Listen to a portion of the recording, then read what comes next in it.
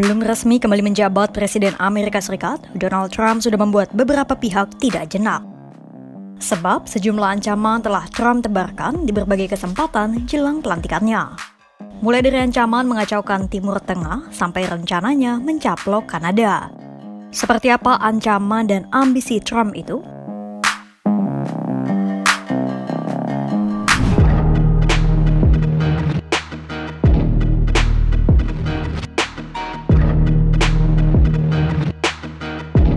Pertama, soal pembebasan sejumlah sandera Hamas yang belum kunjung dibebaskan sejak 7 Oktober 2023. Trump mengancam akan mengobrak-abrik Timur Tengah jika pada 20 Januari 2025, Hamas belum juga membebaskan sandera yang ditahan di Gaza. Trump mengaku kekacauan yang akan ia timbulkan di Timur Tengah tak hanya merugikan Hamas namun juga semua pihak. Meski demikian, Trump tak merinci rencana apa yang akan ia lancarkan jika sandera Hamas belum juga dibebaskan saat dirinya menjabat sebagai presiden. Hal itu Trump sampaikan pada Selasa 7 Januari 2025 di kompleks perumahannya di Mar-a-Lago, Palm Beach, Florida. If those hostages aren't back, I don't want to hurt your negotiation. If they're not back by the time I get into office, all hell will break out in the Middle East. And it will not be good for Hamas, and it will not be good, frankly, for anyone. All hell will break out. I don't have to say anymore, but that's what it is. And they should have given them back a long time. They should have never taken them. Trump menyampaikan dirinya akan mengirim orang-orang pilihannya ke Timur Tengah untuk melakukan negosiasi dengan Hamas. Salah satunya adalah utusan khusus Trump untuk Timur Tengah, Steve Witkoff. Trump menegaskan kesepakatan pemulangan sandera harus diwujudkan dalam 2 minggu sebelum dirinya dilantik. Jika tidak, bisa-bisa dia akan membawa Timur Tengah ke jurang neraka. And I just say it this very simply. Steve's got a job to do. He's a great guy, great negotiator, great person. They respect him over there already. It's what we needed over there. He's a great negotiator. That's what I needed. I could have sent that gentleman right over there, Hussein. He's a great negotiator. There are people, they're rare. Great negotiators are very rare, like a great surgeon. But we have the right person. But I tell this, I don't want to hurt the negotiation. If the deal isn't done before I take office, which is now going to be 2 weeks, all hell will break out in the Middle East. Adapun di kesempatan yang sama, Steve Witkoff mengaku pihaknya telah melakukan kemajuan yang luar biasa di Doha, Qatar dalam membangun negosiasi soal pemulangan sandera. Steve berharap saat Trump menjabat pada 20 Januari 2025, ada sejumlah kabar baik terkait isu Timur Tengah yang akan diumumkan atas nama Donald Trump. Well, I think we're making a lot of progress, and I don't want to say too much because I think they're doing a really good job back in Doha. I'm leaving tomorrow back to go to Doha. But I think that we've had some really great progress, and I'm really hopeful that by the inaugural, we'll have some good things to announce on behalf of the President. Adapun di awal Januari 2025, negosiasi antara Hamas dan Israel kembali berlangsung di Qatar dengan tetap melibatkan Menteri Luar Negeri Kabinet Joe Biden, Antony Blinken. Blinken menyatakan negosiasi terkait pembebasan sandera dan gencatan senjata hampir menemui kesimpulannya. Terkait pembebasan sandera, Hamas dilaporkan bersedia membebaskan 34 sandera dalam kesepakatan gencatan senjata. 2 di antara 34 sandera itu merupakan warga negara Amerika Serikat.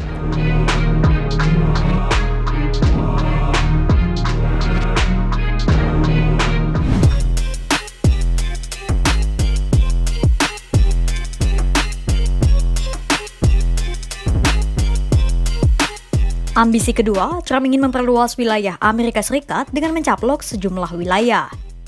Pertama, dengan merebut kembali terusan Panama. Adapun konsesi pembangunan terusan Panama mulanya diberikan oleh Kolombia kepada seorang insinyur Prancis, Ferdinand de Lesseps, yang juga membangun terusan Suez. Tapi pembangunan terhenti karena para budak pekerja meninggal dunia akibat malaria dan wabah penyakit serta kelembaban tanah dan hujan terus-menerus. Ditambah Kolombia saat itu tengah bangkrut akibat perang saudara. Akhirnya, Amerika Serikat yang saat itu tengah menjadi kekuatan dunia menawarkan 40 juta dolar Amerika Serikat atau setara 648 miliar rupiah untuk membeli konsensi pembangunan terusan Panama. Sejatinya, Kolombia menolak karena syarat dari perjanjian konsesi itu melanggar kedaulatan negaranya. Namun, Panama yang saat itu baru memisahkan diri dari Kolombia mengabaikan penolakan perjanjian itu dan menyetujui niat Amerika Serikat membangun terusan. Akhirnya, perjanjian Hai-Bunai Vanilla ditandatangani. Dalam perjanjian itu, Amerika Serikat akan menjamin kemerdekaan Panama dan mendapatkan konsesi abadi atas terusan Panama. Terusan Panama pun selesai dibangun pada 1913.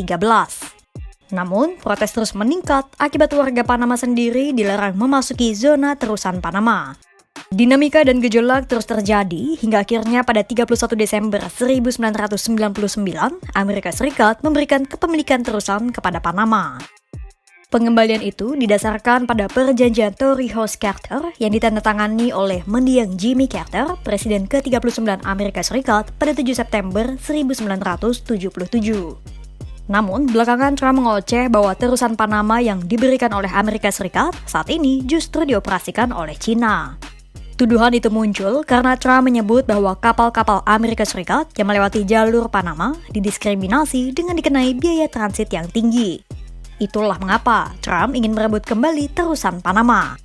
Bahkan, ia disebut tak segan menggunakan kekuatan militer untuk melancarkan ambisinya. We need them for economic security. The Panama Canal was built for our military. I'm not going to commit to that now. It might be that you'll have to do something. Look, the Panama Canal is vital to our country. It's being operated by China. And we gave the Panama Canal to Panama. We didn't give it to China. And they've abused it. They've abused that gift. It should have never been made, by the way. Giving the Panama Canal is why Jimmy Carter lost the election, in my opinion.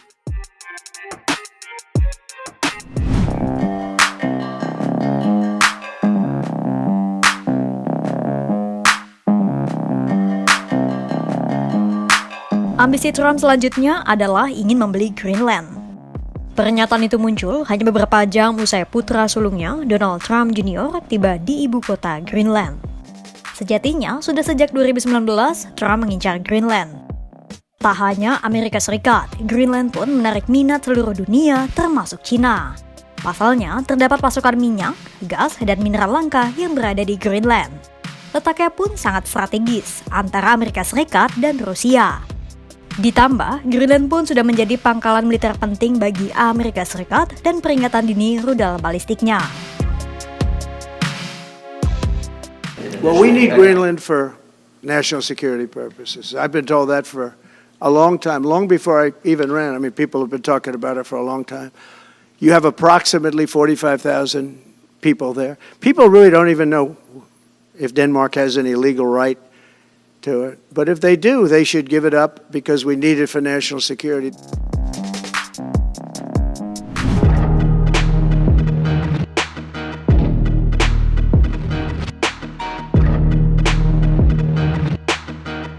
Negara tetangga Amerika Serikat yang menjadi bidikan Trump selanjutnya adalah Kanada. Trump menyebut ia ingin menjadikan Kanada sebagai negara bagian Amerika Serikat ke-51. Sama seperti Greenland, alasan Trump ingin mencaplok Kanada karena ingin menjaga keamanan nasional Amerika Serikat. Ada dugaan yang menyebut karena selama ini Kanada dianggap hanya menumpang berlindung di bawah payung pertahanan Amerika Serikat.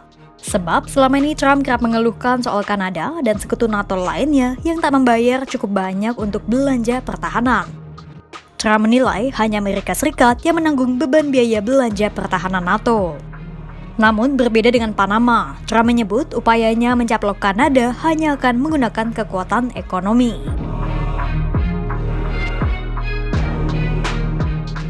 No, economic force. Because Canada and the United States, that would really be something. You get rid of that artificially drawn line, and you take a look at what that looks like, and it would also be much better for national security. Don't forget, we basically protect Canada. But here's the problem with Canada. So many friends up there. I love the Canadian people. They're great. But We're spending hundreds of billions a year to protect it. We're spending hundreds of billions a year to take care of Canada. We lose in trade deficits. We're losing massive. We don't need anything they have. We don't need their dairy products. We have more than they have.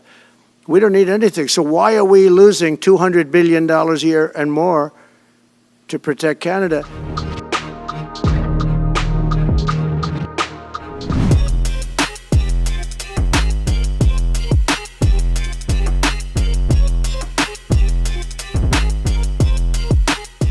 Setelah urusan Panama, Greenland, dan Kanada, ancaman Trump selanjutnya mengarah pada Teluk Meksiko. Menurut Trump, dibanding Teluk Meksiko, nama Teluk Amerika lebih tepat. Komentar itu muncul setelah Trump mengkritik Meksiko soal para imigran yang menyeberang perbatasan selat Amerika Serikat. But no, something's going to have to be done. Same thing with Mexico. We have a massive deficit with Mexico, and we help Mexico a lot. They're essentially run by the cartels, and can't let that happen. Mexico's really in trouble, a lot of trouble. So we're going to be changing the name of the Gulf of Mexico to the Gulf of America, which has a beautiful ring that covers a lot of territory. The Gulf of America, what a beautiful name. And it's appropriate. It's appropriate. Di satu sisi, ambisi besar Trump membawa kabar buruk bagi Hamas, Panama, Greenland, Kanada, dan Meksiko. Namun di lain sisi, pernyataan Trump itu hanya dianggap sebagai bualan belaka oleh sebagian pihak. Tak ada yang tahu apakah Trump benar-benar bisa mewujudkan ambisinya itu dalam 4 tahun ke depan, atau semua hanya bualan belaka. Kira-kira langkah besar pertama apa yang akan diambil Trump ketika dirinya mulai menjabat pada 20 Januari 2025 mendatang? Simak terus perkembangannya hanya di kanal YouTube Kompas.com.